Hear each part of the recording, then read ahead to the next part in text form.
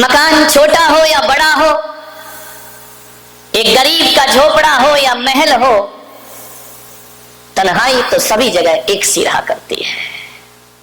तन्हाई में बैठे हैं धृतराष्ट्र, सिर झुकाए, आंखों में आंसू, सब कुछ लुट गया देखते ही देखते। जिनके लिए सपने सजोए थे, जिनके लिए सब कुछ किया था, कोई नहीं बचा उस धृतराष्ट्र के घर में। ध्यान रखना, महल के एक कमरे में बैठे हुए धृतराष्ट्र नारायण श्री कृष्ण का प्रवेश हुआ। धृतराष्ट्र ने नारायण का अभिवादन किया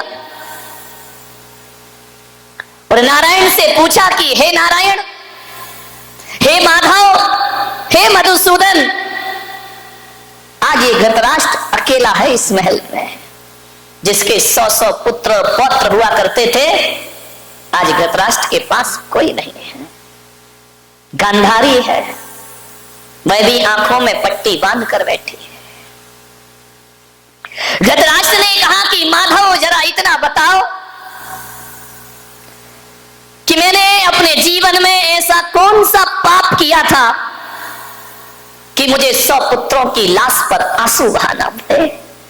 माधव, इससे बड़ा दुख संसार में कोई दूसरा नहीं होता है कि पिता के कांधे पर बेटे की अर्थियां उठती हैं। अपने ही सामने अपने पुत्र की मौत हो जाए, अपने ही सामने अपना पुत्र दुनिया से विदा हो जाए, और मैं अभागा धृतराष्ट्र आज यहां बैठ करके विलाप कर रहा हूं, रो रहा हूं। नारायण, मैंने अपने 100 जन्म खंगाल कर देख लिए, मुझे ऐसा कुछ नजर नहीं आया। ऐसा कौन से जन्म में कौन सा पाप हुआ था जिसके कारण मुझे 100 बच्चों की लाश पे आंसू बहाना पड़े। नारायण, जरा ये तो बताओ कि तुमने भी मुझे समझाया, शांति का प्रस्ताव लेकर आए थे, द्रोणाचार्य, कृपाचार्य, सबने मुझे मार्गदर्शन किया। मेरा अनुज विदुर मुझे समझाता रहा, लेकिन मुझे कुछ समझ नहीं आया। हे कृष्ण, मैं युद्ध नहीं चाहता था, मैं इसे टालना चाहता था, लेकिन दुर्योधन दुशासन की समझ ना आया। अब आज कृपा करके मेरी आत्मा को शांति मिले। मैं आत्मगिलानी से भर रहा हूं, अपने ही खानदान के रक्त से सने हैं मेरे हाथ। बस इतना बताओ मधुसूदन कि मैं नियति को बदल क्यों नहीं पाया, मैं नियति का परिवर्तन नहीं कर पाया, मैं होनी को नहीं बदल पाया। लाख मन को समझाया, क्या वजह है कि मैं होनी को अनहोनी ना कर सका। कृष्ण ने कहा, राजन, ये तुम्हारे ही कृत्यों का परिणाम है। एक बात ध्यान रखना, नारायण कृष्ण का कर्मयोग कहता है कि आदमी को जो कुछ भी प्राप्त होता है उसके कर्मों के फल से प्राप्त हुआ करता है। और यही जैन दर्शन कहता है कि यहाँ कोई किसी का दुश्मन नहीं होता, कोई किसी का मित्र नहीं होता है।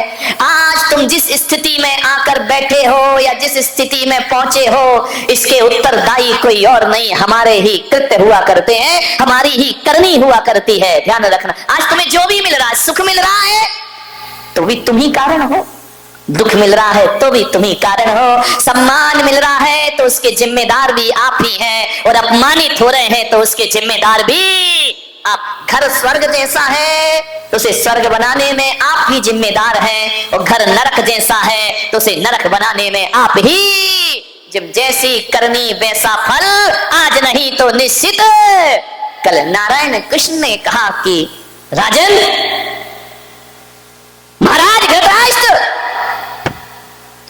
ये बात 100 जन्मों की नहीं है। धृतराष्ट्र ने कहा कि मैंने 100 जन्म देख लिए, कुछ नजर नहीं आता, मैंने ऐसा कौन सा पाप कर लिया था कि मुझे 100 पुत्रों पे रोना पड़ रहा है। नारायण कृष्ण ने कहा, बात 100 जन्मों की नहीं है, बात तो 100 जन्म से पहले की है। रोकिए, ले जाओ उठा के। ये कंप्यूटर इंटरनेट का युग है, बाप आंख से डर सकता है, बेटा नहीं डरता है। विचार करिए, कृष्ण ने कहा कि आज से 100 जन्म पहले तुम बहुत बड़े सम्राट थे। धृतराष्ट्र ने कहा कि मैं सम्राट था, बड़े बड़े संवेदनशील थे, बड़े दयालु थे,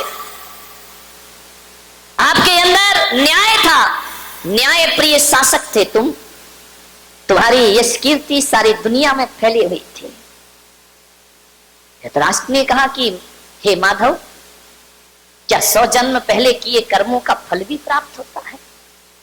तो कृष्ण ने कहा कि कुछ कर्म ऐसे होते हैं जिनका फल तुरंत मिलता है, कुछ कर्म ऐसे होते हैं जिनका फल साल भर बाद मिलता है, कुछ कर्म ऐसे होते हैं जिनका फल 20 साल बाद मिलता है, कुछ कर्म ऐसे होते हैं आदमी के जिसका फल बुढ़ापे में मिला करता है, और कुछ कर्म ऐसे होते हैं जिनका फल अगले जन्म में मिलता है, और कुछ कर्म ऐसे होते हैं जिनका फल जन्म जन्मों के बाद प्राप्त हुआ। हजारों वर्षों के बाद भी कर्म अपना फल दे सकता है। कर्मों का कोई ठिकाना, कोई लाख करे चतुराई, कर्म का लेख मिटे ना रे भाई, कर्म का लेख मिटे ना रे भाई। इस दुनिया में कर्म के आगे चले ना किसी का जो, इस दुनिया में कर्म के आगे चले ना किसी का जो, कागज हो तो हर कोई बाँचे, कर्म न बाँचे को। एक दिन इसी किस्मत के कारण बन को गए तेरा दुराई रे, कर्म का एक मिटे ना रे भाई, कोई लाख करे चतुराई, कर्म का एक मिटे ना रे भाई। ओ काहे मनवा धीरज खोता, काहे तुनाहक रोए, अपना सोचा कभी नहीं होता, कर्म करे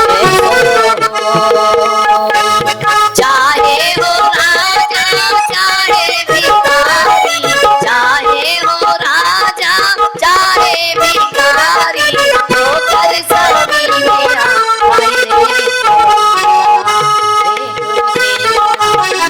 चतुराई करना, लाख होशियारी कर लेना, कर्मों का लेख कभी मिटता। कुछ कर्म तुरंत फल देते हैं, तुरंत मिलता है, ज्यादा टाइम नहीं लगता। अविनाश सेठ बाजू में बैठे, यदि उनको तुम अभी मार दो एक चाटा, इसका फल अगले जन्म में मिलेगा, इसी जन्म में मिलेगा, नहीं साल भर बाद मिलेगा कि तुरंत मिलेगा। करंट अकाउंट ध्यान रखना, ब्याज सहित मिलेगा। अभी किसी को गाली दे दो, इसका फल इंतजार मत करना कि अगले जन्म में प्राप्त होगा। नहीं है विश्वास, करके देखो। नहीं प्रवचन के बाद, अभी नहीं, अभी मेरा प्रवचन सुन लो। कुछ कर्मों का फल तुरंत मिलता है, ज्यादा देर नहीं लगती है। कुछ कर्मों का फल साल भर बाद मिलता है। बच्चा साल भर स्कूल पढ़ता है, ट्यूशन पढ़ता है, कोचिंग पढ़ता है, फल कब मिलता है? एग्जाम के बाद मिला करता है। ध्यान रखिए, ऐसा तो नहीं होता है कि आप स्कूल गए, आज एडमिशन हुआ और कल डिग्री तुम्हारे हाथ में आ जाए। अरे स्कूल की कक्षाओं का फल मिलता है साल भर बाद, और यदि किसी को डॉक्टर इंजीनियर बनना है तो 10-10, 15-15 साल लग जाते हैं, तब जाकर कोई डॉक्टर इंजीनियर का पद। मोक्ष फल भी तुरंत नहीं मिलता है, बहुत तपस्या करना पड़ती है, जन्म जन्म करना पड़ता है, तब जाकर मुक्ति की यात्राएं हुआ करती हैं। ध्यान रखिए, कुछ कर्मों का फल तुरंत, कुछ का साल भर बाद, कुछ कर्मों का फल बुढ़ापे में मिलता है। जैसा व्यवहार बच्चों से करोगे, बुढ़ापे में वही लौटकर तुम्हारे पास वापिस आएगा। यदि बच्चों के साथ अच्छा जिंदगी जिया, अच्छे से सामंजस्य बना करके रखे, बच्चों पर क्रूरता नहीं की, तो बुढ़ापे में बच्चे तुम्हारा सम्मान करेंगे और स्वागत करेंगे। और यदि क्रूरता की तो ध्यान रखना, कितना सुंदर मकान बना लो, तुम बेटे के लिए मकान बना रहे हो, बेटा तुम्हारे लिए वृद्धाश्रम बना रहा है। ध्यान रखिए, कर्मों का फल तुरंत मिलता है। धृतराष्ट्र 100 जन्म पहले तुम बहुत न्याय प्रिय राजा थे, सारी दुनिया में तुम्हारी धाक थी, लेकिन तुम में एक कमी थी। एक बात ध्यान रखना, 1000 गुण हमारे जीवन में हो और एक अवगुण आ गया तो 1000 गुणों में पानी फेर दिया करता है।